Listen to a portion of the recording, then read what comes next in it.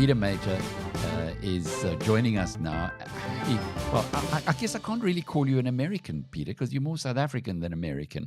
But I'm sure that you have a better grasp on all of this stuff than, I know you have a better grasp on all of this stuff than we do. You were a little bit cautious about Trump winning because of the volatility that it would bring to the world. And as a consequence, the ability of your sector, mining, to make long-term decisions. If you've got a volatile fellow back in the White House, do you still feel the same way? Look, very much, Alec. And it's not just me, it's some of the Chinese business people we deal with. And I've had the experience of having a good couple hours with a very connected Russian. He's not an oligarch, but he's a businessman. He graduated from Harvard. He got a degree, MBA at Stanford. It worked for a Fortune 500 company in America. So he's very international. But the consensus is pretty much just what you said. Everything's unpredictable with Trump. Whereas with Harris and the Democrats, they always think you can reason, you can make a deal, you can kind of plot forward. But Trump looks like he's going to get it, and it's going to be 4 more years of whatever you think he got now, you might not have this afternoon, and that includes his own staff. You know, there were stories. One of his cabinet members decided he wanted to leave, and he says, "I want to make it as easy as possible on you, Donald. You can decide how. You can come up with whatever story you want." And Donald says, "Yeah, this is really serious. You can't drop me. You really owe me on this." The guy says, No, I want to do it correctly." He said that they were walking down the stairs of the plane when they landed. Donald was already waving for the mic. He says, "I got a real important announcement to make." And he'd already worked out the story. This guy was leaving. The guy was shocked. So that, to me, sums up. You don't know what's going to happen from the next hour. And that will keep the volatility up. And that's actually good for a lot of fund managers. It's certainly good for me because it gives you opportunities. But it's hard to make long-term plans, for sure. It's much harder for people in the country and outside to kind of plan things when you don't know if it's a solid base you're on and you don't know if it could change quickly. What might be going through Neil Froneman's mind right now? We're going to talk more about Sibanye. They brought a trading update, share price up 10% on the JSE yesterday. Neil really has to be pretty focused on what goes on in the United States because he's got so much of Sibanye is now there. What do you think's going on in his head? I don't know. Sometimes I wonder that even under a calm Democratic administration. Neil's juggling a lot of balls, and it's hard to say where his focus should be. He's pretty experienced. He's got a pretty good team. Those were a decent set of results. Production results and financials that came out for the third quarter. I think they did surprise everybody, me included. But at the end of the day, he's got to look at his operations and look at the environment they're in. He's heavy into precious metals, but mainly platinum group metals. And they came down off a real high, and they're sitting at an okay price, which is their 20-year average in real terms, their 10-year average in real terms. So they're sitting right at the mean. And I hate things sitting at the mean because you don't know which way they're going to go, Alec. So Neil's got to say, gee, do I put more money into the PGMs and gold? Geez, it's so high now. It's too late to start putting money into gold. He's done well getting money from the States and from the European Union. And anytime a mining company can get money from the government, I think they deserve all they can get. They pay a hell of a lot of taxes. They support a lot of jobs, a lot of industry. And yet mining always seems to be at the back of the queue when government is handing out billions of rands of grants to friends and businesses who will never make it. Or in the States, they hand out billions and tens of billions of dollars for industries in trouble that they decided are imperative. So now we're seeing mining actually getting on the list and getting some money. And it's still tiny, tiny money. It's parking meter change compared to what governments are giving out before. But Neil's been able to get that. And that's a bit of a coup. And that is good.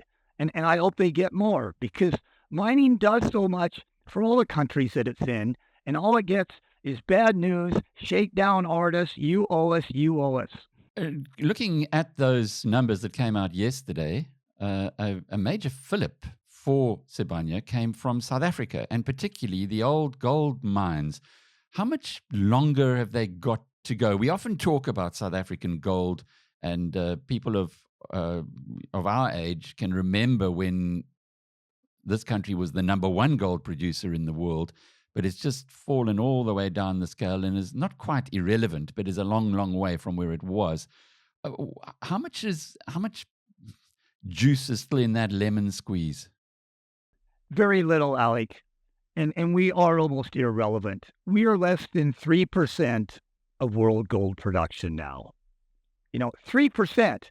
And we still can arguably claim we've got half the world's known gold.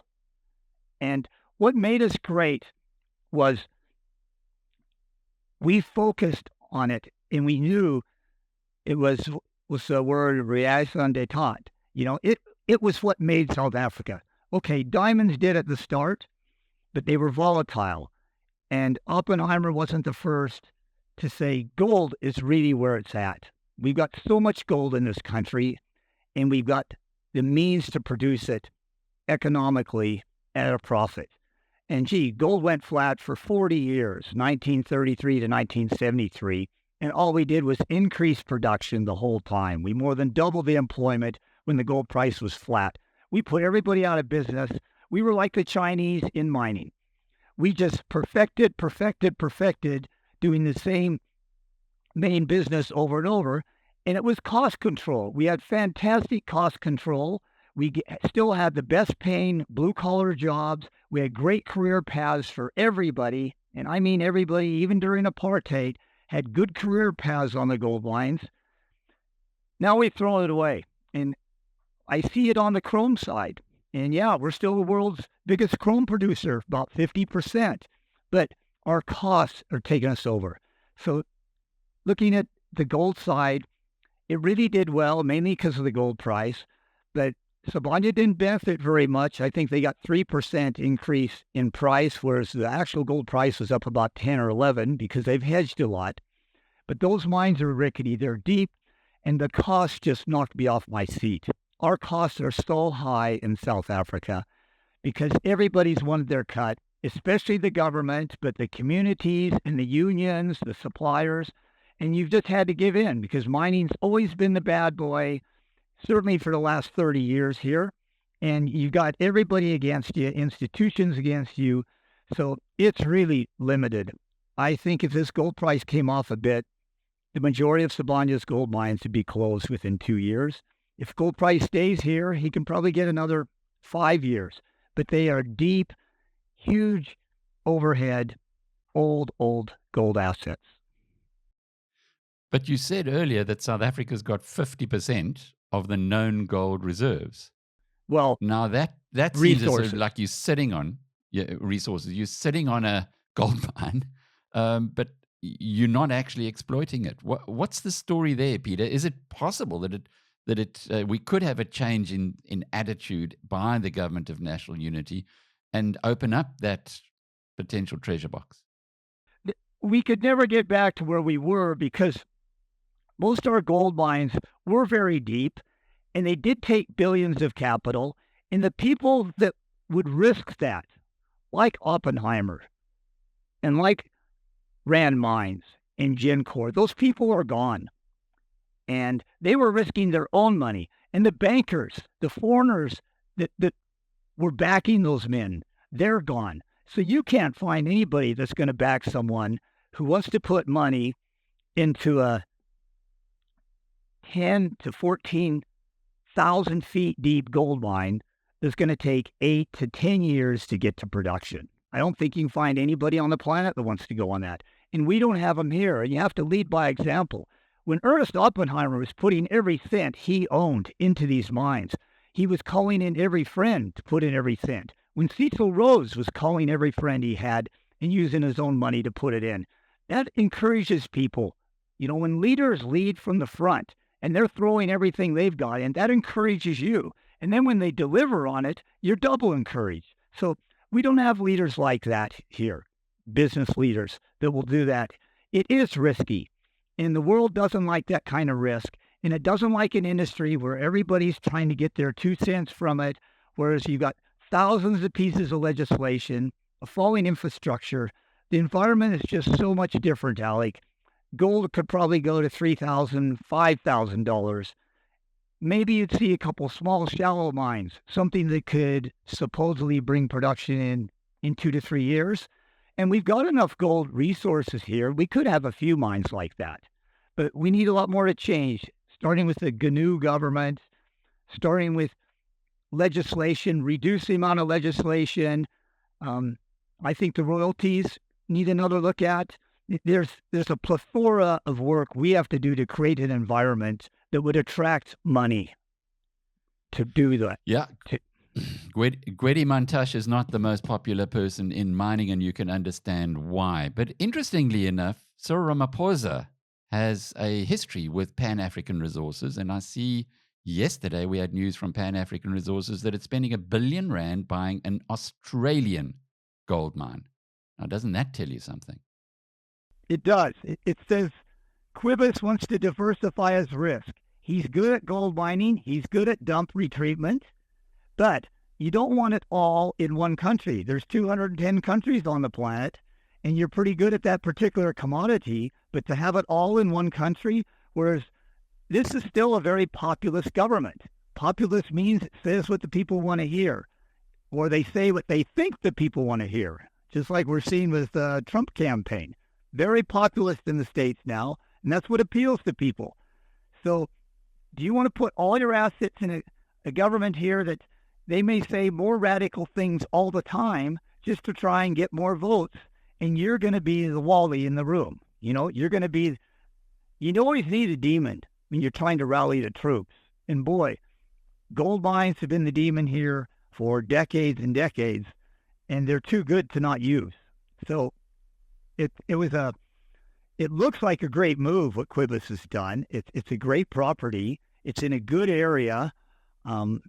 Looks like he paid a fair price, though. He didn't get it cheap. When you're buying gold properties at the highest gold price man's ever seen, you're not going to get anything cheap.